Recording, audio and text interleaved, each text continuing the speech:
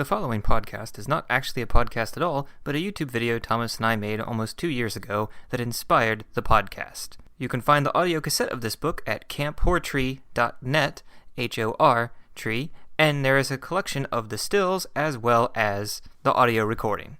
All right, Thomas, thanks for coming over here today listen to... We have 2 amazing storybooks based on the adventures of the Transformers. Okay, you brought me over, you said you had books on tape. And record. And record? Do you have a record player? No. Unfortunately, the second book did not come with its own record, so I had to go and get the cassette tapes. Now, the cassette I have growing up is actually in here with both stories. This one I just got to make a cool visual, so here you go. So but and also as a backup, because this is a 20-year-old tape that I listened to a lot as a kid. So on this tape, there's just one story. Yeah, but I had both, because I think it came with a storybook.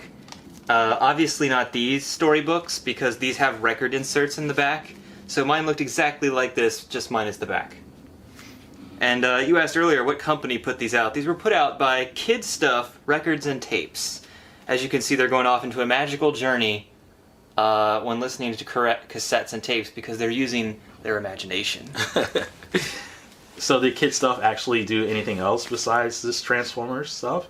Let's see. In the inserts, on the inside, oh, look at this. This book belongs to, my name is, my address is, my phone number is, city, state. Just in case you lose your book at school, your friends or people you don't know can contact you and give it back to you. It's not just a book, it's the deluxe edition with the record. Yeah. That says, Talking Storybook, a delightful, entertaining way to encourage children to read. Stories that children love to hear. Beautiful full-color storybooks. Word-for-word read-aloud books, and exciting sound effects that your imagination wouldn't be able to think of. Wow. Well, here it is. All your favorites, such as Garfield, Pac-Man, Looney Tunes, Raggedy Ann and Andy, Benji, Masters of the Universe, Space Shuttle Columbia. You mean the space shuttle that... That was Challenger. Oh, okay? Challenger. Yeah, I knew exactly what you were thinking. I didn't speak it, so it didn't happen. It's 2001: A Space Odyssey for children. I don't think that's a very good movie for a child. We got Atari, Strawberry Shortcake, Flash Gordon. Ronald McDonald had his own storybooks back in the day. Care Bears, Chipmunks, Dukes of Hazzard. Because, as a kid, we all watched Dukes of Hazzard. I mean, yeah, that's fine for a kid. Poochie, whatever that is. Barbie and Friends. I want to watch The Rocky. James Bond for kids. Rocky for kids. Just commentary of a boxing match. Some of these are just 4 of these don't seem like they're for kids. I do not know. The next edition will be like RoboCop, Aliens. Send for your free catalog.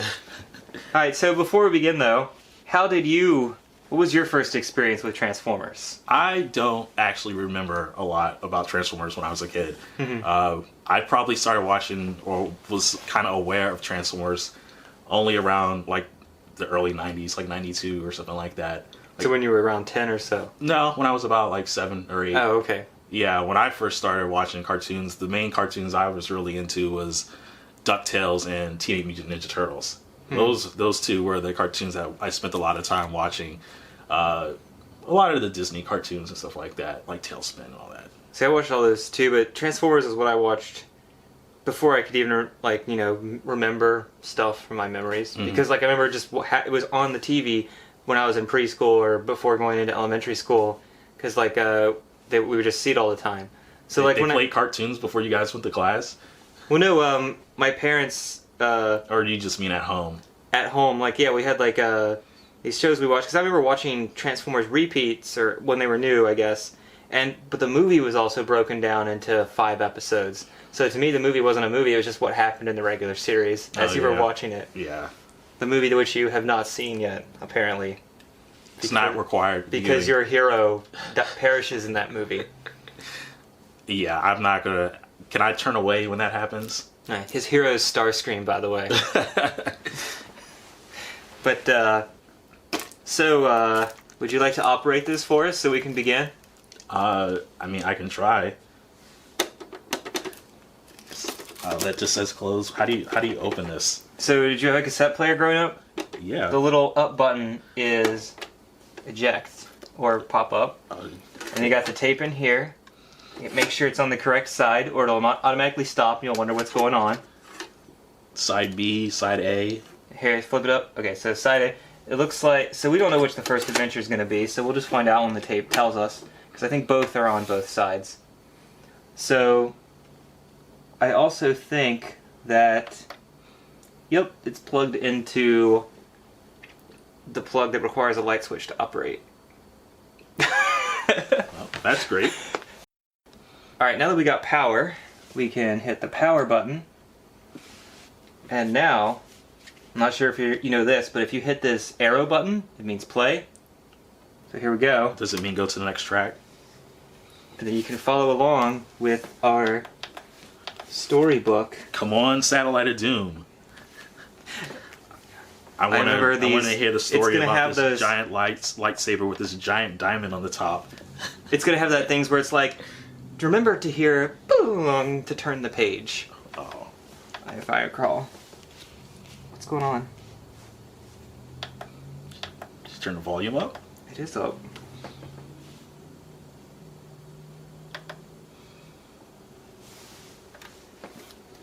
It's set for CD. Oh, no wonder it's set for CD. Alright, guys. Right here. It's fine. Well, it was on tape before I shut it off. So, it just automatically thinks that everyone must listen to CDs at this point in their life. Okay, so now we gotta rewind it now. See, with the 2 left buttons, that means rewind, stop, and then play. Might be a little too loud. Ooh, the static of the cassette tape is coming. Speaker test. Hi, everyone. Welcome to your Transformers story tape. Sit back and relax. Now it's time to start our first exciting Transformers story. Here we go with Satellite of Doom. Yes! Your book. Satellite of Doom. Megatron, the evil Decepticon leader, stood on the observation deck inside the tremendous 200-square-mile cavern. It had been hollowed out beneath the fiery surface of Africa's Kalahari Desert. Next to him was his aide, Soundwave. The din of monstrous earth-moving machinery working forced them to yell. How much longer are we going to have to stay under this merciless desert, Master? Yelled Soundwave. As long as it takes to complete our task here. Megatron snarled. Okay, Soundwave would never be that annoying. Because this blasted sand keeps getting in my cassette drives and it's fouling everybody else's transmissions Okay, too. I don't know much about Transformers. Decepticons, at least. I don't That is recall why we have your- Soundwave having just like a normal human voice like that. Well, remember, this is low budget, so they're just having people speak like into fishbowls or in their parents' closet to record the audio, you know, to make sure it sounds almost like a robot. Oh, this is terrible. Where's the Thousands of auto-tune? greedy carbon-based humanoids here to perform the excavation and loading of the chamber for us there, using false promises of vast wealth. Is this Megatron? Is this Megatron? Yeah. Yeah. It's like his accent changed. Ironically amusing. Ironically amusing. It's certainly one of your better jokes, all-powerful Megatron. Oh, are those the Constructicons, yellow instead Moments of green? later, the roaring turbine drives of another huge I do remember this Decepticon guy's coal voice, though. transporter The lit narrator? the Few of air them, yeah. as it ended its long journey. I think he was actually As the pretty tons good of coal at narrating. spilled out, slaves worked like ants, bulldozing it to those parts of the chamber not yet packed from floor to ceiling. What volume of coal is inside now? Megatron Coal demanded. 400 billion cubic yards, Master. It's the largest single concentration of coal on this planet. Only 2 more loads to go. What and then we can happened? proceed How far in the with future next is this phase where of my they've plan. run out of Wait, energon? are the Electronite lectonite charges in place? Well, Master, almost. You see the sand and transmission problems? Almost? Everything will be completed on time, mighty Megatron. The entire cavern will be filled within a cocoon of lectonite explosives, just as you ordered. Your worthless mecha life depends on that, Soundwave. So, basically, Soundwave and Starscream are the same character in this book. That's blasphemy. That's blasphemy. They're saying that neither one is good enough to stand by themselves. Now they just combine them. Because in Megatron would never harass Soundwave like that because he knows he's loyal. Yeah. This is one of those early books. Like, if you look at the year, I'm pretty sure. I think it said it was 86. The tape. Yeah. Well, see, 85 is this book. So it probably came out the very year the cartoons were coming out. So what they were doing, they was planning everything. So. Like the storybook I've also got from back there, you can tell like they were made the year of, which means they were in development along with everything else. So some stuff's going to get lost along the way about who does what, who acts like what, things like that. But it's still pretty consistent as far as like all the designs and everything goes. Skyfire, the Autobot Air Guardian, screamed in low over the lifeless figure lying on the desert floor, and then shot straight up into the sky. Skyfire's coded signal filled the Autobot command center, where an impatient Optimus Prime, the fearless Autobot leader, and his right-hand Prowl listened intently. The Decepticons are out there somewhere, Prowl. I know it. We tracked their transport to the area until it disappeared from our screens. What vicious scheme can the evil Megatron be hatching now? Perhaps that Earthling lying out there holds the answer, Chief. He's totally unconscious and beyond answering questions. Not once the sensor drone reaches him and For a minute I thought that weird voice was Optimus, and like, no way. At that, the computer Sounds sprang like to life, the voice and the actor printer for began Megatron spitting and out the Optimus is results. the same guy. Optimus Prime was puzzled. Slaves? A 200 square mile block of coal? What for? Oh, their computer's processing hard to figure that out. The Decepticon command ship blasted off. Its enormous rocket drives created a dust storm the size of a large city. The lights from the control console cast an eerie glow across the evil impassivity of Megatron's The most face. gun-formed Megatron has ever been. I have to listen to the vile curses and screaming. That's because Megatron is his action figure drawing, not the animated series drawing. They certainly weren't happy about being left sealed up with all that coal. The slave's carbon base will soon join the carbon base of the coal, thus create... Hold on a second. Did Megatron just kill every single one of his slaves in that mountain, all the humans? Did we just witness like a ton of humans just get killed in a children's book? Yeah. Let's look here. Listen to what he says. At least we no longer have to listen to their curses and screamings after they set off their rocket ship that created a dust storm. They weren't happy about being left sealed up. Well, the story's not over. It's possible the Autobots could go in and rescue them all, so we'll see. Stay tuned. All right. The largest lens in the universe. Normally it would have taken millions of Earth years and multi-tons of pressure to form the diamond I need. But with my genius and the force of the tons of lectonite, I shall create that crystal at the press of a button. And with that, Megatron released an explosion, the force of which the world had never seen, not even in its most powerful H-bomb. The explosion left in its wake the largest diamond ever formed. Attack anti-gravity lifters and secure crystal for towing, Soundwave. Roger, Master. Alright, here's why I think the humans are still alive. Megatron used that massive explosion, bigger than the H-bomb, in the Sahara Desert, where no humans can be harmed, because it's a children's story. So that makes me think the humans are sealed and still alive. How long, though? We'll see. They might run out of air soon. The Decepticon satellite launching complex lay isolated, deep in the steaming jungles of Brazil's Mato Grosso. Megatron supervised the final laser cuts for the refraction surfaces on the monstrous diamond satellite. T-minus 10 Diamond satellite. Soundwave. Why are you looking so grim? The humidity, Master. My cassette drives. It's as bad as the sand from the desert. Have no fear. Soon we Decepticons will have all the oil we need to bathe and protect our drives and transmissions. I cannot wait for each tiny puddle of oil on this miserable planet to fall into our hands. Therefore, with my crystal satellite, I shall have a lens powerful enough to focus the puny energy of that tiny sun and melt the entire mountain range they call the Rockies, turning it into an ocean of oil. And from that oil, my refineries will supply us with the fuel for the final defeat Is your of the brain Autobots breaking over there? and the conquest of the universe. But as Megatron spoke, he failed to notice Bumblebee, the hovering Autobot spy, surveying their activity. I like how they're... So his plan is to melt... He blows up... He gets humans to work for him in the Sahara Desert, underground. Blows it up, all the coal they've collected to make a diamond. Travels to Brazil to focus said diamond into America on the Rockies. To melt the snow, so that the snow turns into oil somehow. And they collect that oil because Energon doesn't exist in these storybooks. And also, Soundwave is still an annoying complainer, just like Starscream all the time. Only without trying to overthrow him. I don't like that. The overthrowing is what makes him an interesting character. Here he's just... This guy's just a whiner. He's not even...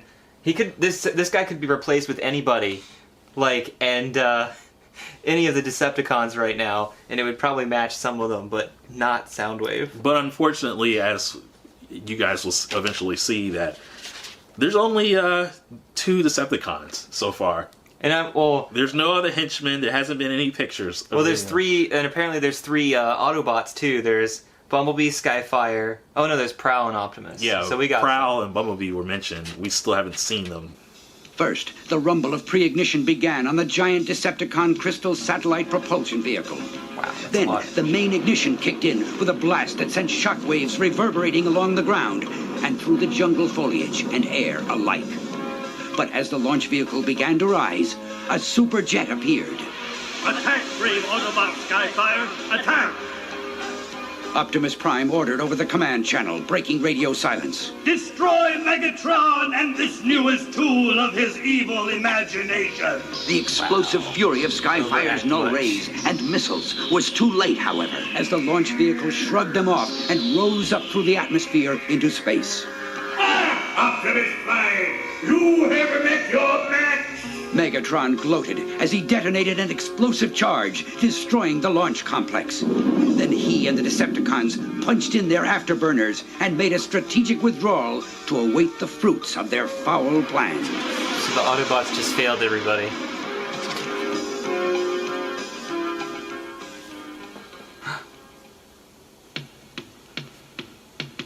Commercial break. Never before had the Earth been so vulnerable and unsuspecting.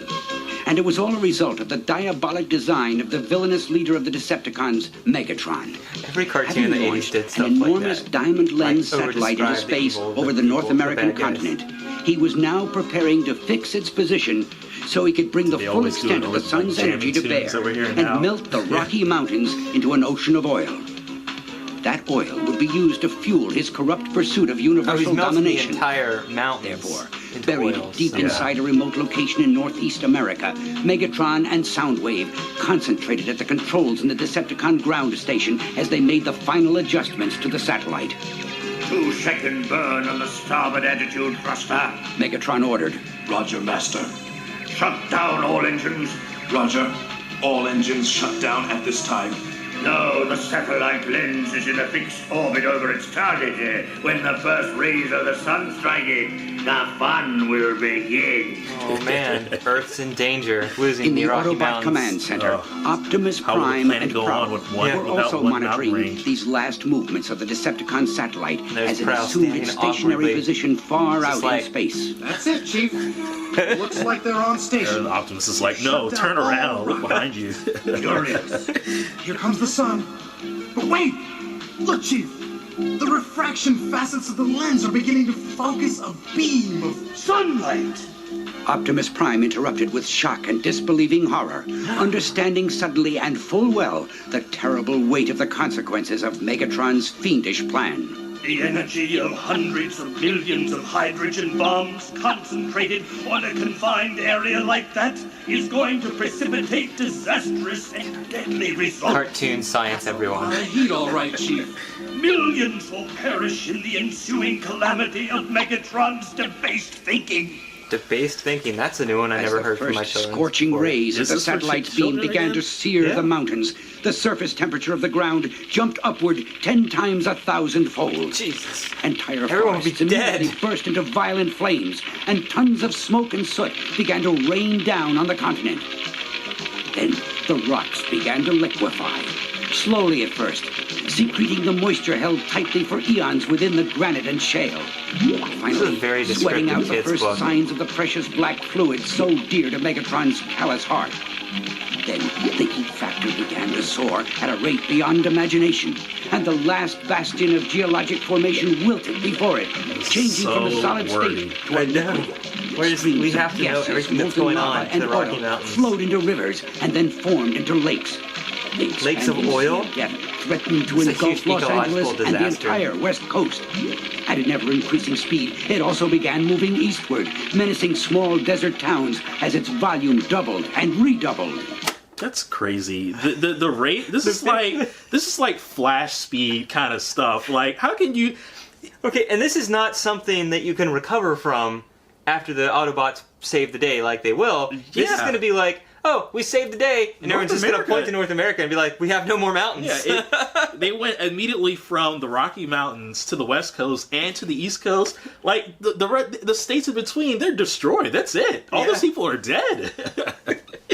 I like how it just reminds me of, what is it? There was an episode of Justice League a long time ago where someone's trying to use global warming to make all the ice caps start melting. So they're all battling in the Antarctica and everything's going falling around. I was like, this is not something you just save after you fight the bad guy. I mean, There's lasting there's damage lasting there. damage after this. Are you just going to take a giant AC back up there and freeze the ice caps again? Not possessing the perfect weapon needed to destroy the I didn't know satellite, Skyfire and could not go into having the space. luxury of time to come up with Yeah, a variety if of he could do that, he solutions, should have just kept Optimus chasing the Prime satellite to quickly begin with, improvised. instead of The pulling lens back. was Instead, beyond all of humanity Skyfire's suffered range. because of him, not Because remembering the his own fuel necessary abilities. to reach it was more than he could carry. But with Ratchet's mechanical wizardry, he was prepared to try something. Oh, Isn't Skyfire ready, Prowl? What's holding things up? Ratchet appeared out of nowhere. Ratchet's good, Chief, but he's only mechanical. Skyfire will be online as soon as Ratchet has the auxiliary booster tanks attached and fueled up. There we go. That's it, Chief! Ratchet just gave me the go-ahead! Launch then! Immediately! The Autobot Air Guardian roared into space, knowing he would not have enough fuel to return safely from his mission. Skyfire, no. And at his fuel limit, he released a barrage of null rays and missiles that concentrated in a mighty display of explosive power. The humans will come out of the Sahara Desert In the and save him from Decepticon space ground somehow. station, Megatron slapped Soundwave across the back so hard in a fit of glee that he almost popped Soundwave's cassette right out of his chest. Did you see that? Not a scratch, not even close. They cannot touch us. Ha ha! Optimus Prime, prepare to meet your mechanic. Absolutely all-powerful Megatron. And did you see how the Autobot superjet burned on re-entry into the atmosphere? That was nice too. But although time and options were limited, Optimus Prime still had a card up his sleeve. He had instructed Ratchet to weld together a square-mile sheet of polished metal. And now, using did that happen? electromagnetic How long lift, did a that squadron take? of Autobots was Wait. flying the metal sheet into position between the satellite lens and its focal point on the Earth's surface. Look, mighty Megatron. Soundwave said in a confused manner as he pointed at the video monitor. The Autobots are up to something funny with that giant metal Mirror! Oh, busted gears and cracked drive shafts. Megatron screamed as the mirror intercepted the satellite's beam and bounced it spaceward again. Okay, hold on. Go back. See that picture right here? In the picture, they're clearly in space with the metal blocking, but in the description, they are obviously standing or up a little bit in the air where they know the laser is reflecting, because the Autobots can't go into space. Neither does it say in the description that they're actually in space.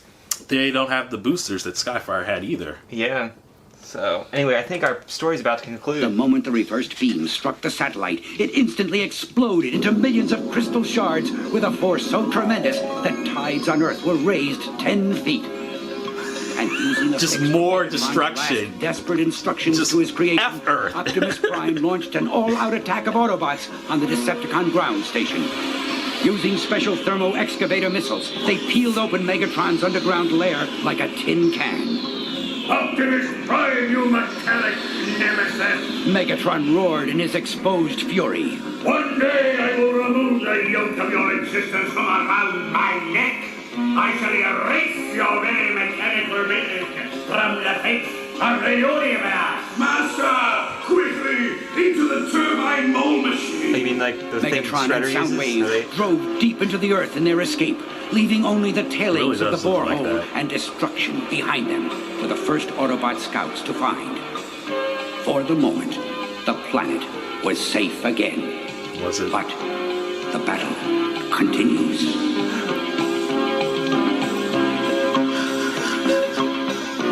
Wow. That story, I don't know if they had an editor kind of check that out and go over some of that lore. I know. Wow. So, that's Transformers Satellite of Doom. One thing I don't understand about this story is, those humans didn't come back. Megatron sealed sealed those humans under the Sahara Desert, even though you saw an explosion in the background. They ain't coming out of that cave after if an explosive bigger than the H-bomb is on top of them, I'm pretty sure it's collapsing the tunnel on top of them. Yep. And I think they were well aware of that. They never mentioned them again. Optimus didn't go save them. How long did it take for them to build that square mile piece of mirror? Yeah. And the attach those rocket boosters to Skyfire? I mean, it it doesn't. It's just like I'm surprised no editor said, guys, we just killed a lot of humans in our storybook for kids. And not only that, if you so they're borrowing let's just use that Ninja Turtles thing and they can escape in that. That's fine. Yeah, they're heading down to the Technodrome. And the world's not saved. There's still millions of miles of oil in the United States. That's correct. That they can just pop up in their little thing, take some oil and leave. And what are they going to do? Well, in the cartoon, anytime Megatron's like, hey guys, I'm here doing something, the Autobots are like, let's go! And then the minute, Starscream picks up block number 2, they're there. But the minute he's picking up block number 3, or Energon Cube number 3, even though they were 80 states away or something like that, you know. But apparently America will be all right with all that new oil they have. Yeah. They're the #1 oil superpower now. Here's one thing I never understood is I watched one of the Transformers shows, and this sentence reminded me of it because he says, I will remove the yoke of your existence. Transformers don't have eggs to be able to say that. Yeah. So it's like there was one of the Transformers shows I watched, they were always making horrible, lame, I'll get you blah blah blah things, or I'll burn you like a sunburn, or something weird like that. I was like, but Transformers don't get sunburn. Yeah, kind of. How do they make a joke like that? Afflictions that humans would have to deal with. Yeah, I mean, it's so kids can relate, I guess, to these giant hulking monstrosities of machines. So what did you think of Satellite of Doom? Your final thoughts on that? I like that one. I'm glad that one came up first. It actually seemed like the more interesting one from that cover, but who knows? This might be equally as crazy. Oh yeah, I was trying to see if it actually labeled the writer of the book in any way, because look at that. It already tells you Autobots, Transformers, Decepticons, Optimus Prime, Prowl, Megatron, Soundwave, Skyfire, Bumblebee, and Ratchet are trademarks Hasbro Bradley. Registered U.S. Patent and Trademark Office. Yeah, there's nothing in here that indicates the writer for this one. Hi, everybody. This is your Transformers read-along book. Every time you hear this sound, it means it's time to turn the page in your storybook. Now, if you are ready, we will start the story Satellite of Doom. Don't forget to turn the page every time you hear the sound.